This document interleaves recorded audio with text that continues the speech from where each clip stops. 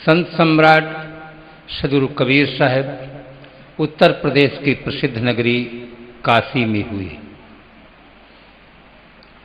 उनका मौलिक ग्रंथ बीजक दो टूक की भाषा में कहने वाले किसी महापुरुष का नाम हम जानते हैं तो उनका नाम है संत कबीर। उनकी प्रकृति बड़ी विलक्षण थी। मैं सच्चे पथ का राही हूँ, कह सकता दिन को रात नहीं, ईमान बेच दूं टुकड़ों में, यह मेरे बस की बात नहीं। उनकी अनन्य आस्था सत्य में थी। सत्य में अनन्य निष्ठा होने के कारण उन्होंने जो कुछ मानव समाज में इसके विपरीत देखा, बड़ी निर्भीकता के साथ उन्होंने निराकरण किया और शाश्वत सत्य का संदेश दिया। सबसे पहले उनकी बहुत बड़ी देन है, को हिंदू को तुरुक कहावे एक जिमी पर रही है। उनकी पैनी दृष्टि में मानव केवल मानव है, जो वास्तविकता है।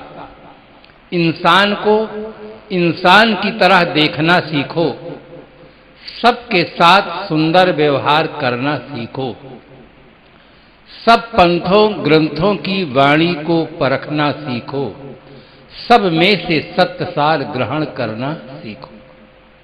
सदगुरु कबीर साहब की वाणी में श्रद्धा और बुद्धि दोनों का सुंदर समन्वय है। इसीलिए वहां जीवन की पूर्णता है, दर्शन की पूर्णता है। श्रद्धा की बहुत बड़ी आवश्यकता है। श्रद्धा से हमारी प्रवृत्ति होती है और बुद्धि से हम सत्य को समझने में सक्षम होते हैं। दोनों की महती आवश्यकता है। साहब सभी महापुरुषों का, सभी शास्त्रों का, सभी परंपराओं का आदर करते, सम्मान देते और उनमें जो कुछ विकृतियां हैं उनको छोड़ने के लिए भी बल देते हैं। साहेब जी की ये साखी बहुत प्रसिद्ध है।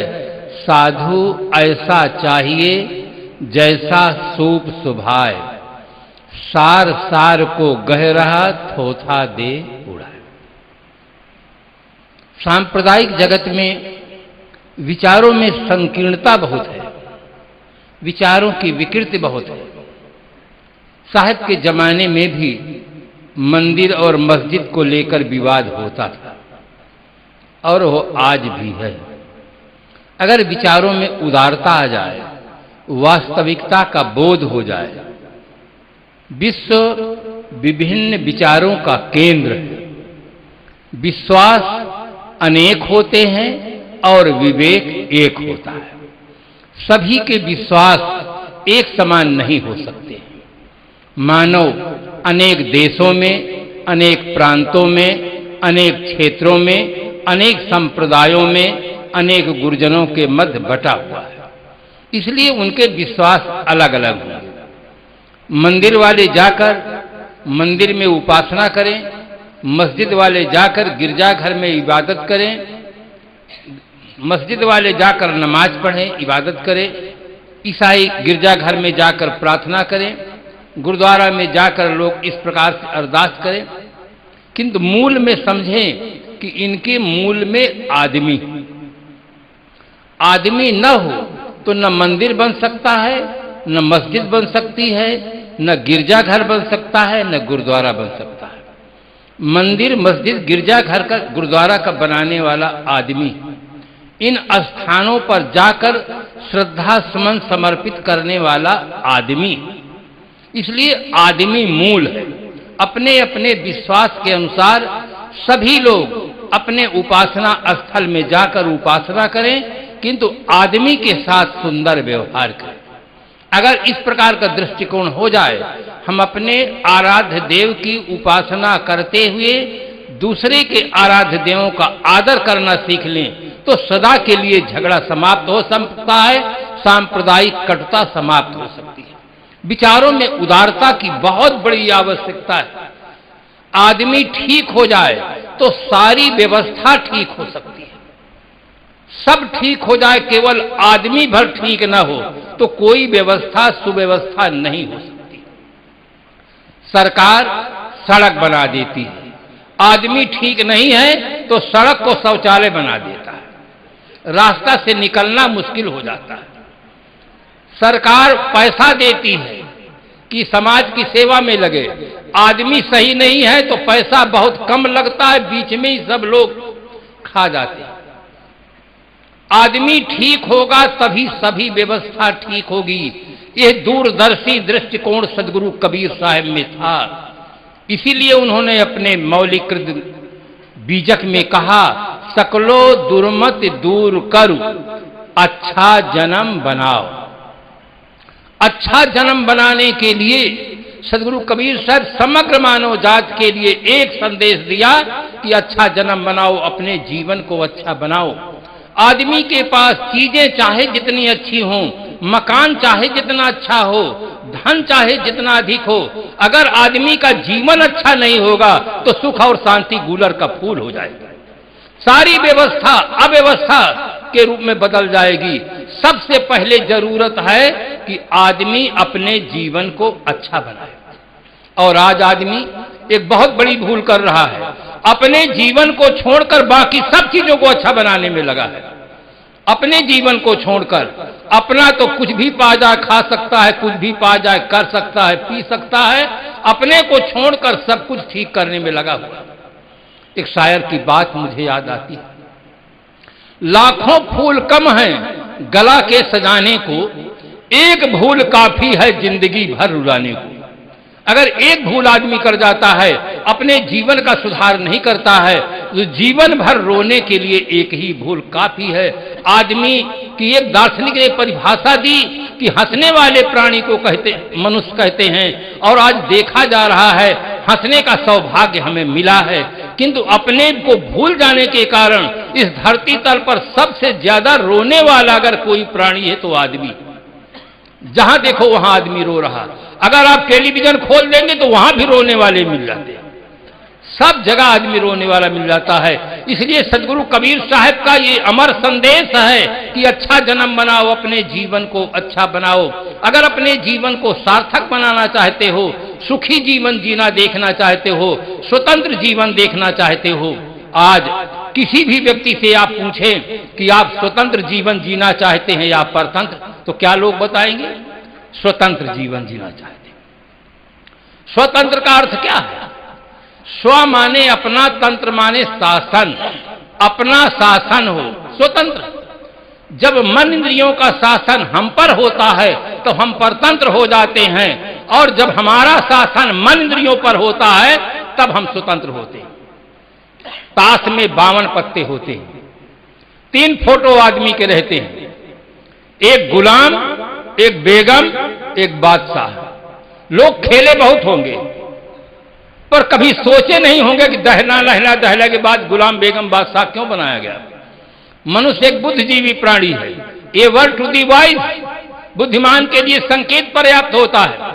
जो बेगम से हार जाता है वो गुलाम होता है, और जो बेगम से जीत जाता है वो बादशाह होता है। बादशाह का जीवन स्वतंत्र होता है, गुलाम का जीवन परतंत्र होता है। चुनाव आपके हाथ में है, आप क्या बनना चाहते हैं। अगर स्वतंत्र जीवन जीना चाहते हैं तो बादशाह बने, मन और इंद्रियों पर कंट्रोल करें, नियंत्रण करें, इनको अपने अधीन रखें। इनके अधीन हो जाएंगे तो जीवन में दुख होगा, अशांति होगी, समस्याएं होगी। फिर आप किसी दैव को दोष न दें, जमाने को दोष न दें, समाज को दोष न दें। जीवन में जितने दुख मिलते वो निज दोषों के कारण ही, पर जिसमें इतना ज्ञान नहीं वो दोष मिटाना क्या जाने। जीवन को पहला उपदेश सदगुरु कबीर साहब ने समग्र मानव जाति को एक उपदेश दिया कि अच्छा जन्म बनाओ, जीवन को अच्छा बनाओ। व्यवहारिक जगत में हम देखते हैं जिन घरों में पति पत्नी में, भाई भाई में, पिता पुत्र में प्रेम है, सदाचार निष्ठ जीवन जीते हैं, जीते जी स्वर्ग है, वहां पर मरने के बाद स्वर्ग जाने की कोई जरूरत नहीं। इसलिए बंधुओं, सदगुरु कबीर साहब का ये अमर संदेश जब तक मानव समाज रहेगा, तब तक प्रेरणा देता रहेगा। अगर समाज में सुव्यवस्था चाहते हैं, शांति चाहते हैं, तो अपने जीवन को अच्छा बनाओ। हमारा भौतिक विकास बहुत बढ़ रहा है, एक आतंकवादी आ जाता है, कितनों को मार के चला जाता है, कुछ नहीं हो। एक आदमी अव्यवस्था फैला देता है, अशांति फैला देता है, कितनी सरकार का कितना करोड़ों रुपया खर्च होता है, कितने लोग उसमें लगाए जाते हैं। अगर हर आदमी अपने जीवन को संभाल ले, सुधरे व्यक्ति, समाज व्यक्ति से उसका असर राष्ट्र पर हो, जाग उठे जन जन का मानस, ऐसी जागृत घर घर हो। घर घर एक वैचारिक क्रांति की आवश्यकता है। अगर घर घर वैचारिक क्रांति हो जाए तो हमारा जीवन निर्मल हो सकता है। पहला व्यक्ति का वैचारिक स्तर गिरता है, तब जीवन का स्तर गिरता है। अगर वैचारिक स्तर ऊंचा हो जाए तो हर व्यक्ति का जीवन ऊंचा हो सकता है। दर्शन पक्ष में सदगुरु कबीर साहब ने बहुत सुंदर कहा, दो टूक की भाषा में कहा, साफ साफ कहा, पूरब दिशा हरि को भाषा, पश्चिम अल्लाह मुकामा, दिल में खोज दिलहि में खोजो, यह करीमा राम। करीम और राम की खोज, सत्य और भगवान की खोज बाहर नहीं भीतर करे, जहां वो विराजमान है। मोको कहां ढूंढे बंदे, मैं तो तेरे पास, जहां वो विराजमान है। मैं कहता हूं, अगर भीतर वाला निकल जाए तो बाहर वाले को लोग आग लगाकर फूंक देते हैं, जमीन के नीचे दफना देते हैं, पानी में छोड़ देते हैं, बाहर वाले का अस्तित्व ही समाप्त हो जाता है। भीतर वाला फिर न रह जाए तो न मंदिर में पूजा हो सकती है, न मस्जिद में नमाज पढ़ा जा सकता है, न गिरजाघर में प्रार्थना हो सकती है, न ऑफिस में कोई काम हो सकता है, न दुकान में कोई काम हो सकता, न खेत में काम हो सकता है, अगर भीतर वाला निकल जाए तो। इसलिए बंधुओं, हमारी खोज की दिशा गलत हो गई है। या तो हम बाहर खोजते हैं या हम आसमान में खोजते हैं, जहां है वहां नहीं खोजते हैं। सदगुरु कबीर साहब का निर्देश है, वस्तुवंतय खोजे अंतय, क्यों करावे हाथ, सज्जन सोई सराहिए, जो पारख राखे साथ। साहब की एक बहुत प्रसिद्ध साखी है, भूल मिटे गुर मिले पारखी, पारख दे ही लखाई, कहां ही कबीर, भूल की औसत पारख सबकी भाई। मानव जीवन मिला है, आज हम अपनी भूल को मिटा सकते हैं। हमें जो कुछ मिलता है बाहर से मिलता है, धन मिलता है बाहर से मिलता है, मकान मिलता है बाहर से मिलता है, पत्नी मिलती है बाहर से मिलते हैं, बच्चे मिलते हैं बाहर से मिलते हैं। इसलिए हमारे दिमाग में एक भ्रम पैदा हो गया है कि भगवान भी मिलेगा तो बाहर से मिलेगा, चाहे आकाश से चाहे जहां। ये बहुत बड़ा भ्रम पैदा हो गया है। ये भूल मिटेगी जब गुरु मिले पारखी। गुरु तो बहुत है, किंतु पारखी गुरु जब तक नहीं मिलते हैं तब तक सारी भूल भ्रांतियां नहीं मिटती हैं। इसलिए आप सब बहुत सौभाग्यशाली हैं, पारखी गुरुजन मिले हुए हैं, पारक सिद्धांत के ग्रंथ मिले हैं। हमारे अंदर जिज्ञासा होनी चाहिए, भाव होना चाहिए कि आज हम सत्य को जानें, सत्य में जिएं और अपने जीवन को सार्थक बनाएं। ये क्षमता हमारे अंदर है।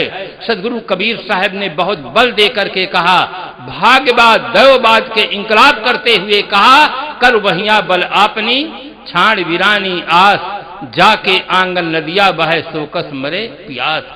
अपने बाहुबल का भरोसा रखें, अपने आप में विश्वास रखें, सदगुरु संतों के उपासना का आधार लें, सदग्रंथों का आधार लें, हर संभव प्रयास करें कि हमारा जीवन निर्विकार हो, हम अपने आप में संतुष्ट हों। जो तू चाहे मुझको छाड़ सकल की आस, मुझ ही ऐसा हो रहो, सब सुख तेरे पास। साहब मेरे पास नहीं कहा, सुख का केंद्र बिंदु चेतना है, आप हैं। अपने आप में स्थिर होकर के अपना कल्याण प्राप्त करें। इन्हीं शुभकामनाओं के साथ हम अपनी वाणी को विराम देते हैं।